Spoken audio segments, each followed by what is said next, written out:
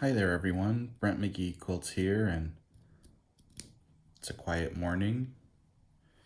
I'm doing some applique on my new eel quilt, zebra eel quilt.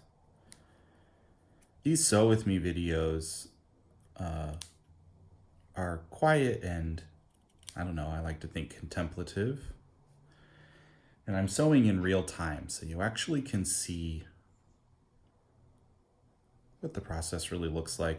My other videos are more, I speed them up, I use fast motion to condense the time down to show a bigger picture.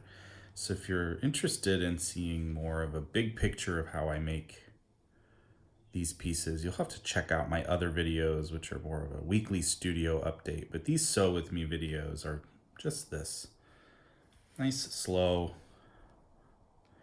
stitching. I'm doing needle turn applique. You saw I clipped where this curve is here to help me turn these edges under using my needle.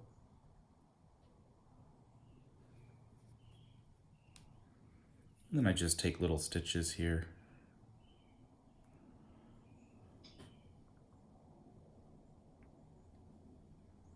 On the edges as I go.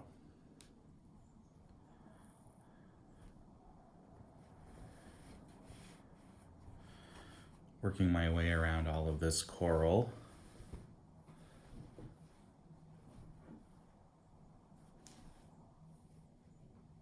Now here's the turning under. Just so satisfying. There's a lot of ways to do applique. This is my go-to method. It's great for little curves and turns and small fiddly pieces. I like to keep my process streamlined as possible. I mean, it already takes forever to do it, and so if I can, I guess I'm not so much interested in my work in going quickly as I am in making it easy on myself. So I don't want to have to deal with glue and fusible and irons. I'm not in a rush. You know, I'm very blessed to have a slow life. I know a lot of, quilters out there are busy ladies who have a lot going on, and maybe they're not making something that's meant to be a work of art hung on a wall. Maybe they're making a blanket for a baby or a wedding present, or, just wanting to use their hands a little to make something. And I love that. I love those kinds of quilts. So, if you find a faster way to do things, I say more power to you, go for it. But around here, if you're interested in seeing the slow way, I've got you covered. There are fast ways to do this. Like, for instance, if you've ever seen the tent makers of Cairo, you go on YouTube, you see videos of these, they're called tent makers, but they make these applique, needle turn applique panels that essentially adorn tents in the desert. And it's almost like stained glass, the way the light shines through them. Anyway, these men who do this, they applique at a speed which is astounding. You have to see these videos. It's very fast. They go like this: stitch, pull, turn, stitch, pull, turns. I couldn't do it.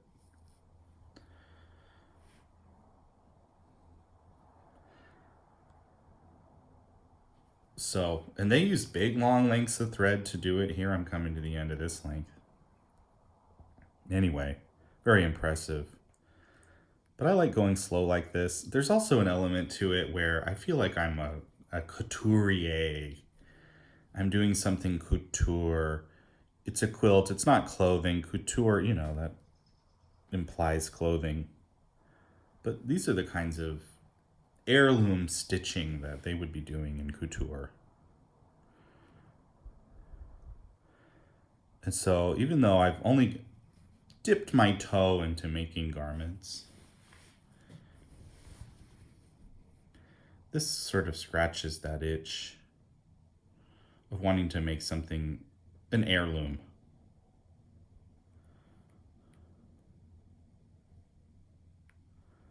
So I'm coming around a corner here. I'll show you that again. You just sort of fiddle with it till you get it how you want it. Using that needle as your tool.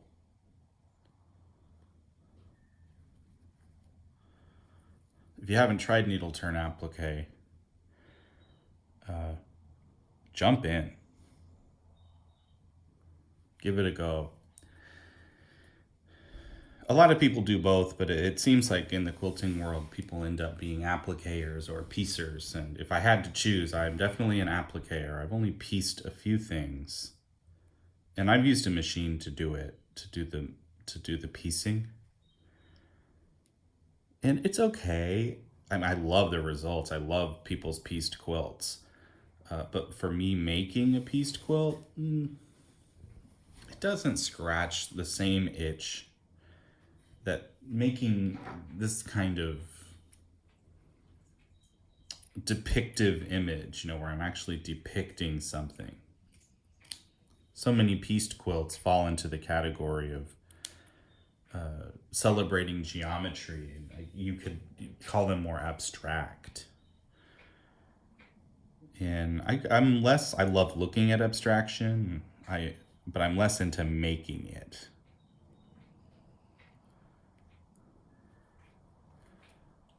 Obviously. But I will be doing some piecing on this channel. And I'll even be using my machine a bit. I've got a very special piece that I'm going to be introducing here in a couple of weeks that I'm doing mostly by machine and then hand piecing it together. And you'll see what I mean when I introduce you to that quilt. It's actually a 3-dimensional, more like a soft sculpture, actually. So I won't say too much more about that. But I guess the theme of today is embracing slowness when so much of life is about going faster, or trying to find the fastest way to do something, or most efficient. Of course, I think the word efficient is a little complicated because efficient doesn't always mean fast. And just because something is fast doesn't mean it was necessarily efficient. I find needle turn applique to be incredibly efficient because it uses so few tools. And the concept of it is very easy to pick up. I mean, you just cut a seam allowance. I don't know if you can see, but this is my line that I'm sewing. You just cut a seam allowance around it, turn it under and go. That sounds pretty efficient to me,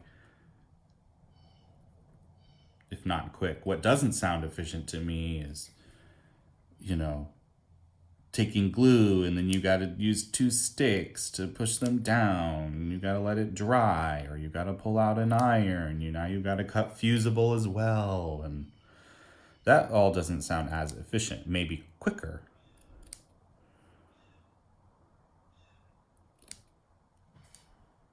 But I don't know about efficient.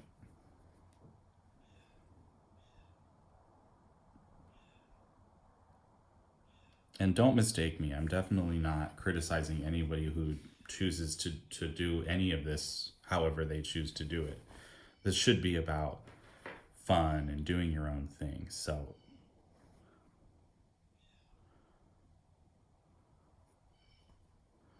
I do not think I'm doing it the right way or the way it should be done or anything like that. So here I am on the back. I just tied off. For this quilt, I'm making the quilt top before I sandwich it. And here you can see my stitches. They look pretty nice. There's the outlines of the coral here. I'll actually be cutting away all of this blue background in the areas where the coral is. So I'll be leaving this area because it's between the coral, but I'll be cutting this out when I go to sandwich the quilt because I don't like hand quilting through 2 layers of fabric. It doesn't look good for me. I don't want to quilt 1 stitch at a time. I like quilting several stitches at a time. So I'll be cutting out, a 1/4 inch seam allowance all the way around all of these parts so that I only have 1 layer of fabric to quilt through when the time comes.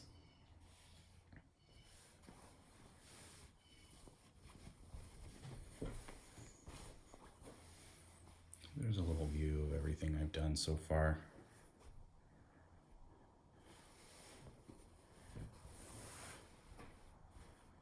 Let me keep going.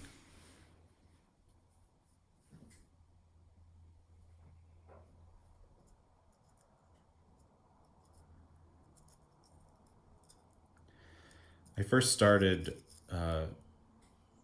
wanting to explore slow sewing after I made my first quilt in 2 weeks on a machine, which was matchstick quilting, which means just almost like a 1/16 inch apart straight lines or 1/8 inch apart, very close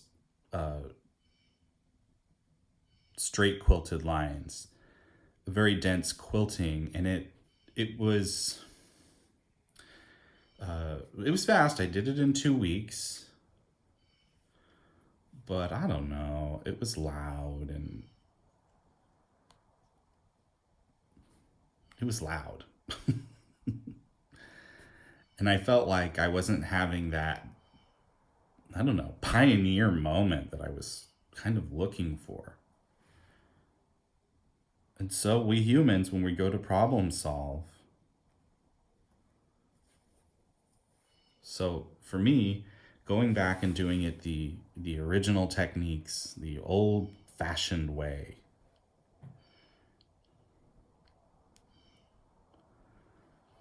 is what appealed to me.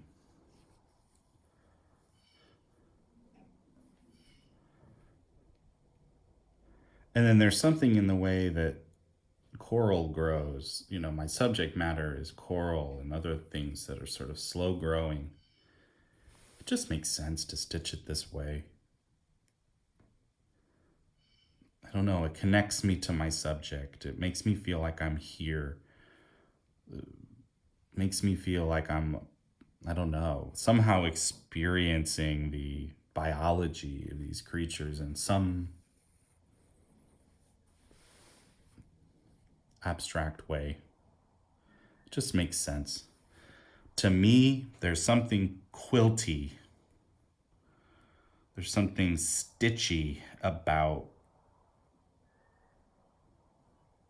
coral reefs. And maybe that only makes sense to me, but...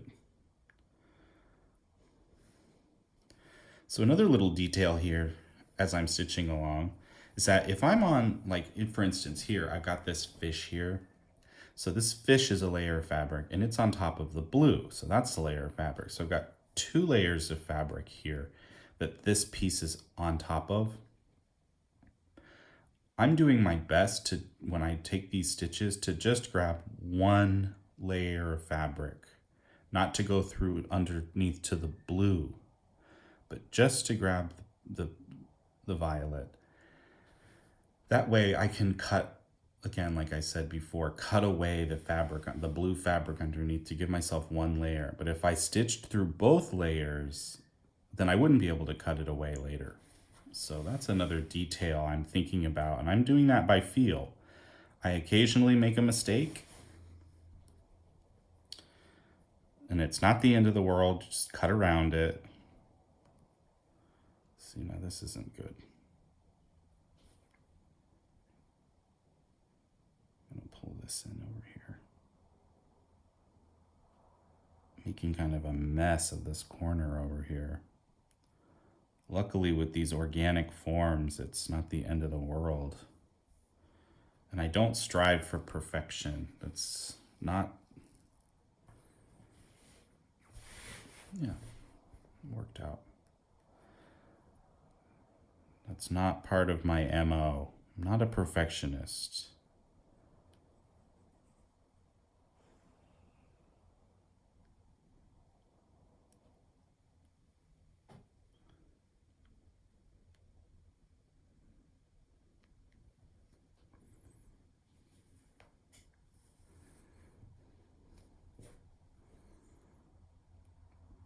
I started this YouTube channel about a month ago, and now I'm starting to get used to stitching with, basically a camera in my face, an iPad in this instance, trying to keep my hands in a good position while talking.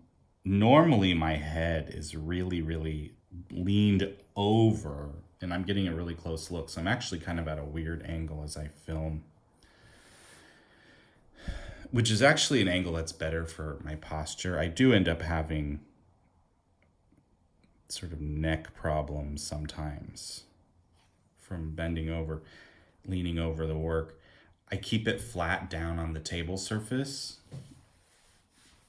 as opposed to, a lot of quilters do this, where they lift the piece up and they work, which sometimes I can do, but I'm trying to really keep these pieces flat, and they're big sprawling pieces. And I just find working this way helps me do that. So, everyone's different. Everybody does things in a different way, and that's okay.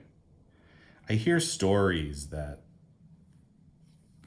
nowadays people are not nicer than they used to be, but I hear stories about the quilt police, the fabled quilt police, which is basically this cadre of quilters who decided that this is how it's done, certain ways, techniques, and if you weren't doing it that way, well, you were sewing, but maybe you weren't really making a quilt, or some other, garbage opinion, if you ask me.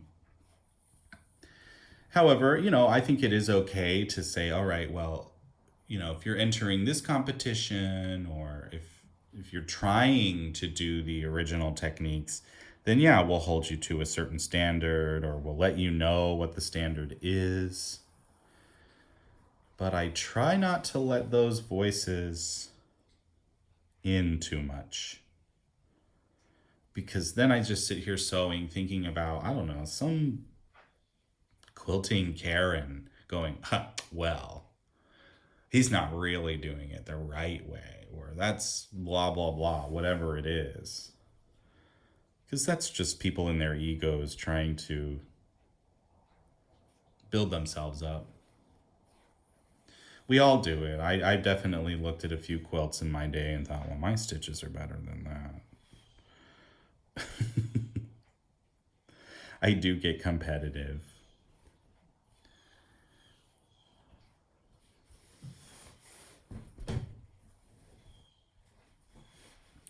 Maybe I should learn to be a judge.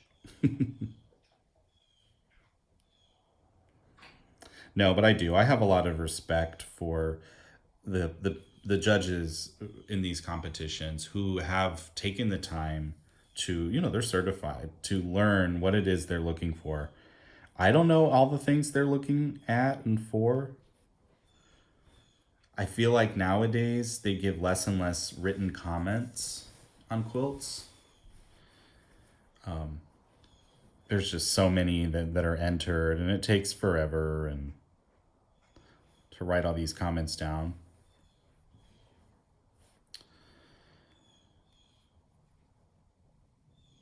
So I don't know, it can be hard to get brutal, honest feedback, even if you've done well. Which is why we have to learn to be critics of our own work. We have to learn, we have to learn to both love the work that we do and to look at it with a critical eye, excuse me, to improve. I didn't enter my pieces I've only entered one piece into a quilt show, but I didn't enter it in because the voices in my head the quilt judges in my head were telling me it wasn't good enough.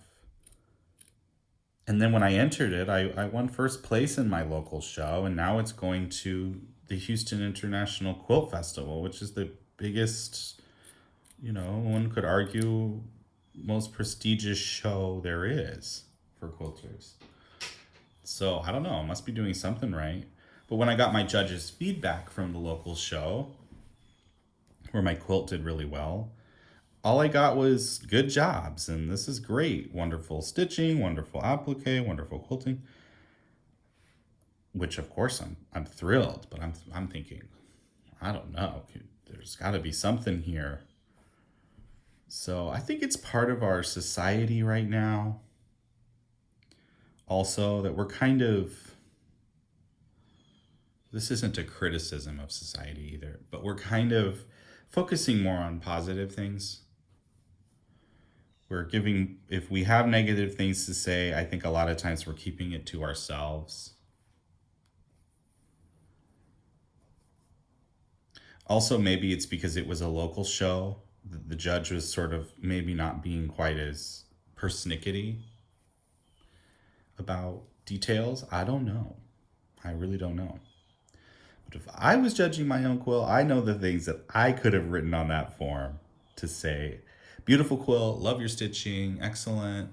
Watch out that your stitches are even throughout the piece, or perhaps your applique, watch the corners of your applique where, little threads can come loose, those kinds of little details. But I don't know, maybe they don't care that much about it, or maybe things have changed. I don't know. So I don't know, maybe I should thank my lucky stars that the judges are a little kinder perhaps than they used to be, or more, maybe perhaps open-minded. The other thing is I'm making an art quilt as opposed to a traditional pieced quilt, or even a traditional applique quilt with traditional themes, maybe flowers. And so maybe they're just looking at it with a different eye because of that. But, even though I'm choosing to do these oceanscapes, I'm still using, to me, these are very traditional quilts I'm making. I mean, I'm using the original traditional techniques. Just my subject matter doesn't happen to be a traditional subject matter. So I don't know. I think my quilts could be judged with the same eye as a traditional quilt, with the same set of criteria.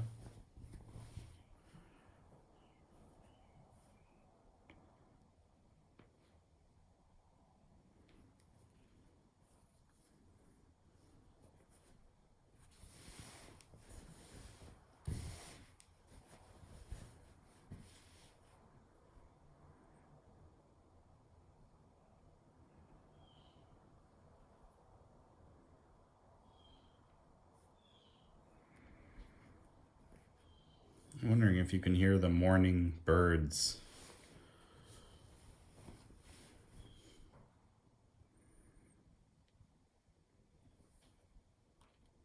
I've got the windows open.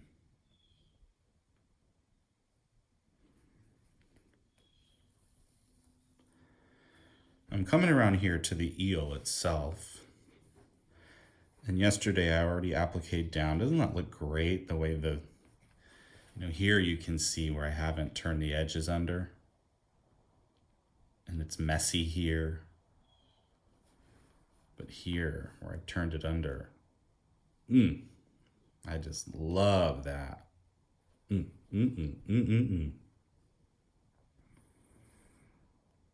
It's okay to love your own work.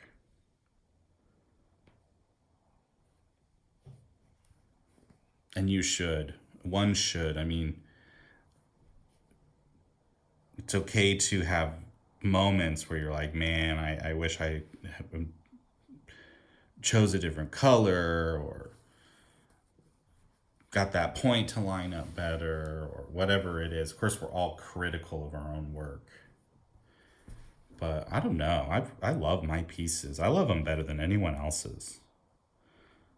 I do get jealous. I look at other people's work and I think, man, that's amazing.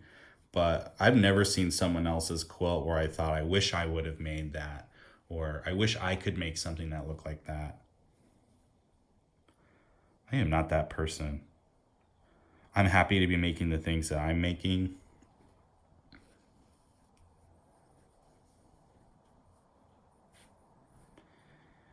And I'm making the quilts that I want to see in the world.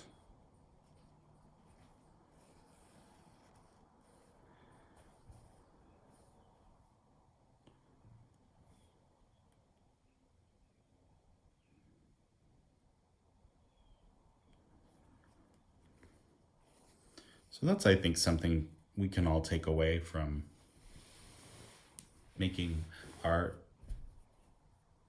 Make the art that you want to see. Make the thing that you think needs to exist in the world. And then, you can leave it up to others to, you can leave it up to your viewers to decide if they like it or not, or if they care to see more of it. But, you need to make sure that you, as the creator of your own work, are making something that you want to see brought into the world.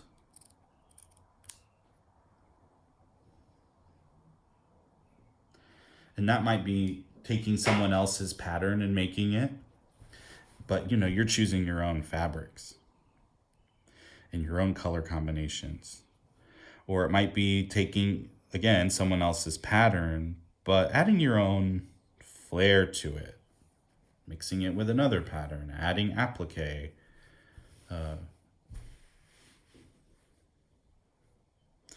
your own borders,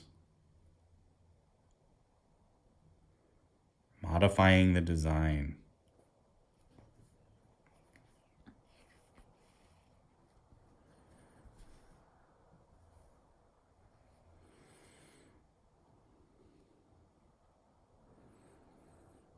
Since I am very serious about what I do with these quilts, this is my current direction in life. I think about how I can take this to the next level. What would that be? I'd like to do lectures, give talks, give presentations at guild meetings or at quilt shows. So I'm trying to make that happen for myself, putting myself out there for that. Mostly I'd like to talk about what it is I do. There's a lot of quilt personalities out there. They give tutorials, they give workshops. I don't know what workshop I would do.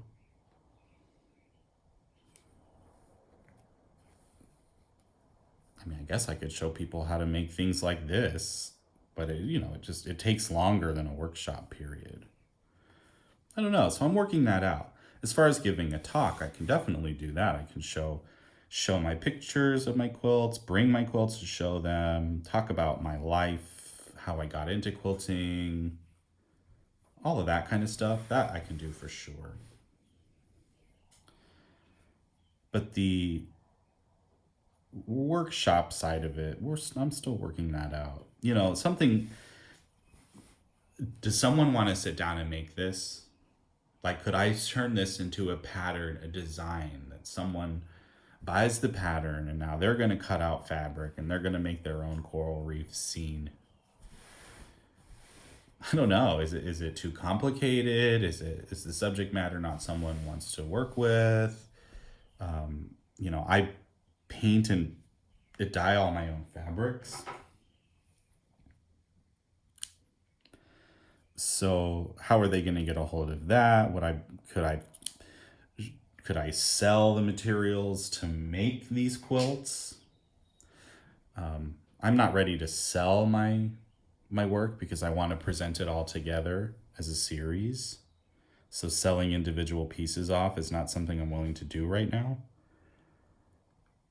would I be willing to have let someone else recreate my work? Would I be willing to just do painting of fabric and sell that if someone wanted to just do the stitching portion of it? I don't know. Maybe. The painting of this, I spent 4 days doing all the painting to put this together. And I didn't spend all day. It's about an hour, 2 hours of painting. And then you got to let it dry overnight. So I could definitely do that for someone if they were that interested and wanted to make one of their own. I could definitely paint something up. So I don't know. I guess I'm just thinking through possibilities and sharing it for all the world to hear right here on this channel. So let me know in the comments, are you someone who would be interested in putting together a piece like this? And if you had the fabric to do it, would you take the time to make something like this? Would it appeal to you? I definitely see places that do, they send out applique quilt kits, and they're very involved, much smaller pieces than this. Tiny leaves, tiny petals of flowers, little grapes, bird feathers, etc. More traditional kinds of things. Or people love their paper piecing, their FPP, foundation paper piecing patterns, many of which can be super involved. People jump in there, they buy the kit, they buy the pattern, they take the time to make the image. So I don't know, maybe I'm undercutting myself.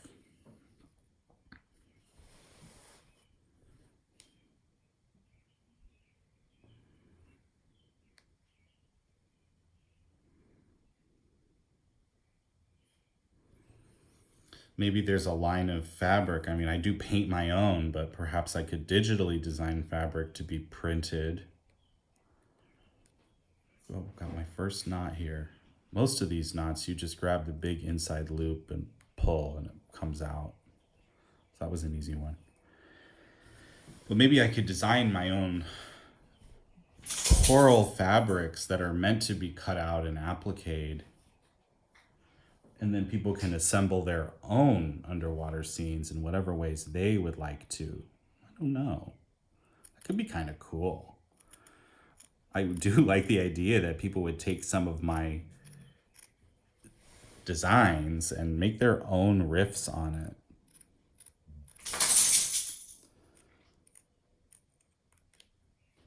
So this is why I'm excited to go to this big quilt show in Texas in November. So I'm going to be exploring all these possibilities, and really what I'm excited about is meeting people in the quilt world who, to expand my horizons of what I think is possible.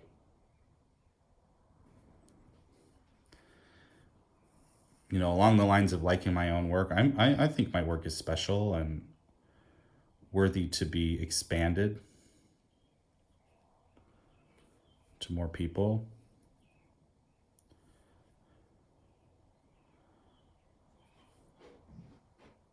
I've got confidence in what I do.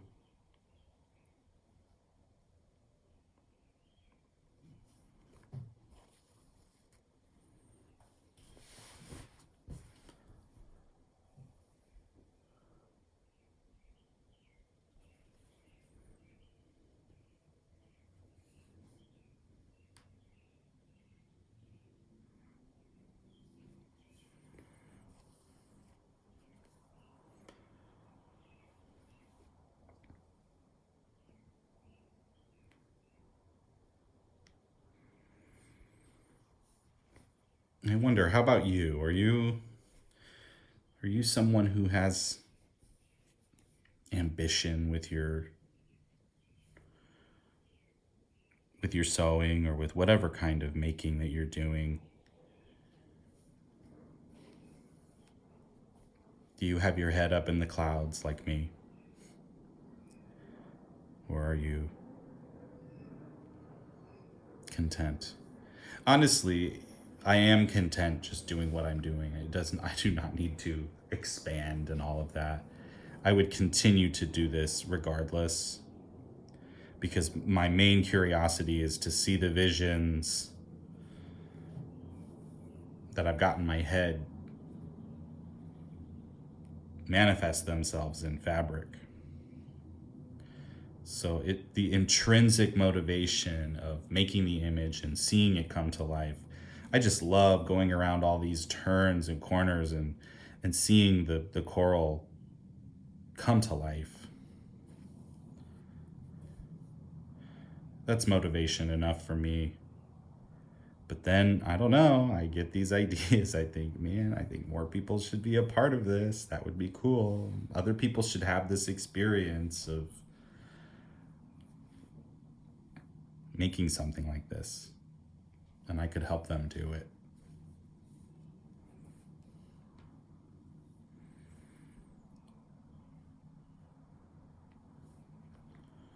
So I'm just going to come to the end of this area here.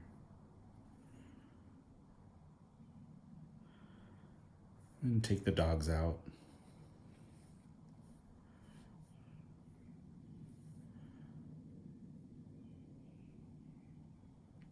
Have a bite to eat. Think about what I'm gonna cook for dinner. I'm the homemaker in this house, so all this stitching gives me time to plan my meals. It's so funny, before I started quilting, I was a quite involved cook, home cook. You know, if there was tortillas to be made, I did it by hand, bread, dumplings, all those little fidgety things, pasta. Spending all day on a stock.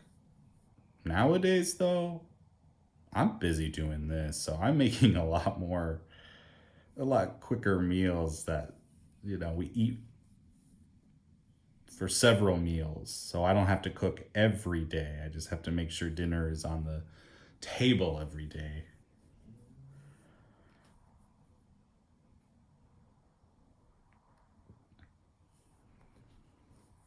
And I am not afraid to use a packet when I cook. All right. Well, I hope you've enjoyed this little sewing session with me. I got quite a bit done, actually, all the way from here up and around. Or was it here? I can't remember where I started. Anyway, I got quite a bit done. It's looking fabulous. This Friday, I'll have another video out, a studio update, a little more quicker edited kind of video to show you the progress. I would love to finish the applique process on this week, but we'll see. I don't know, that seems a little ambitious, but we'll find out. So if you like this video, hit the like button, subscribe if you're interested in what I'm doing and you want updates, and we'll see you next time.